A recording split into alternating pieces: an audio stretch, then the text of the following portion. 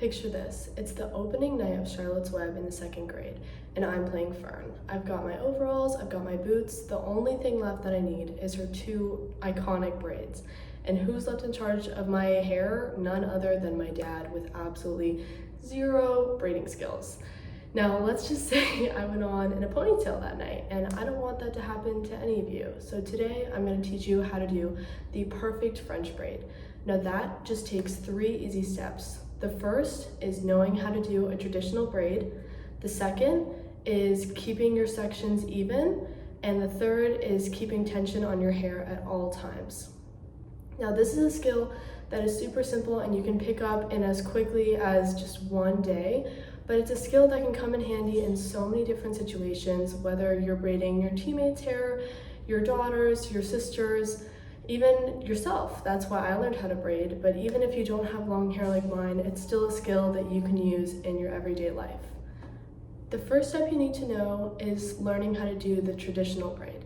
Now this is super simple and a lot of you may even know how to do this already, but let me walk you through it. It is the building block of a French braid, so it's important that you know how to do it very well and you know it at heart. So let me walk you through it. You'll first split your hair into 3 sections. Now make sure that all 3 of these sections are even to each other. You can do this with a comb or you can just eyeball it, but it doesn't matter as long as all 3 sections are even. Once you have your 3 sections, you'll have your left section, your middle section, and your right section. You'll take your right section and you'll place it over the middle. Once you have those, you'll take the left section and place it over the middle. That's literally all you need to know for the traditional braid. You just repeat that over and over again.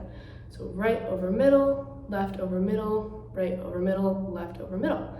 And you just keep going till you run out of hair, tie it off at the end. That's all you need to know for the traditional braid. Once you have that mastered, the next step that you need to know is keeping your sections even. So this is so important because it really applies to the neatness of the braid. If you don't have even sections, your braid can come out very lopsided, which you don't want. Now, as long as you keep your sections even, you'll be good to go. And the key to doing this is to pay attention to how much hair you're adding to each section as you go. So you've learned right over middle, left over middle. Now we're going to add a little section of hair with each braid, with each new piece that we add in. So when you take your right over middle, you'll add a little bit of hair and go over the middle. And then the left section, you'll add a little bit of hair, go over the middle. It's the exact same as the traditional braid. Now it's just important that you take the same amount from each side so you don't end up running out of hair on one side and you still have half head hair on the other side. So now that you know how to add in your sections of hair and keep it even, the third step to the perfect braid is to make sure you keep tension on the braid at all time, which just means keeping the braid tight and not letting your pieces get loose or dropping any pieces. So the key to this is to make sure that you're holding on to all 3 pieces at all times and to never drop a section. Now I do this by holding all 3 pieces in between my fingers, which I think is the most effective way to do so. And I'll show you this right here. As you can see, when you hold it in between your fingers, you can keep it tight. And as you add sections, make sure you pull that hair tight, add it to your section, and then you can continue with your right over middle, left over middle. And the key is just as you're adding hair to keep each section very tight to the scalp, and you'll be good to go.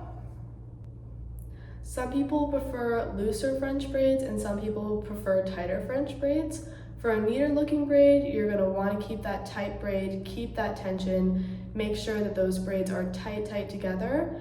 And for a looser braid, you can be a little more loose with how you're braiding, but that's only if you're going for a more messy look. And along with that, while you're adding in sections, if you want that tight, neat looking braid, adding smaller sections of hair to each piece as you go instead of taking big sections can really help with that neatness factor and making sure that it all looks put together and there's no pieces flying away, flying out of the braid. According to the Harvard Business Review, 2 of the best ways to master a skill is first knowing which way you learn best. So some people are more visual learners and some people are more hands-on learners. If you're a more visual learner, maybe watch this video back a few more times, watch it over and over until you really get a good understanding of how the French braid works. If you're more of a hands-on learner, then you can jump right into practicing this braid. Start by practicing your traditional braid, and then you can move on to adding pieces into each section of your hair and working on that French braid. Now with time, skills will always get better, and the more you practice this braid, the easier it'll get. Soon it'll be muscle memory, and you'll know it just like that. To recap, the 3 things that you need to understand to do that perfect French braid is first, mastering that traditional braid and understanding that building block to the French braid. Second is keeping all of your sections even at all times to make sure that your braid doesn't end up lopsided. And the third is to keep tension on your hair at all times to ensure neatness of the braid. Now, even if you don't have long hair like me and you don't think that you'll ever need to know how to braid, you never know when your daughter might be in a costume crisis and just might need your help.